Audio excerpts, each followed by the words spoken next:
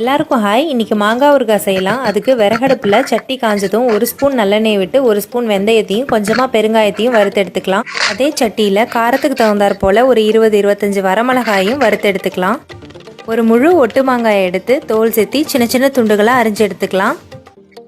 நம்ம வறுத்து வச்சுருந்த வரமிளகாய், வெந்தயம், பெருங்காயத்தை கொஞ்சம் நேரம் ஆற வச்சுருந்தோம். அது இப்போ ஆறிடுச்சு. அதை அம்மியில் வச்சு நுணுக்கி எடுத்துக்கலாம். அம்மியில் அரைக்கும் போது நைஸாக அரைச்சிடாமல் கொஞ்சம் கொரகொரப்பாக தான் நுணுக்கி எடுத்துக்கணும்.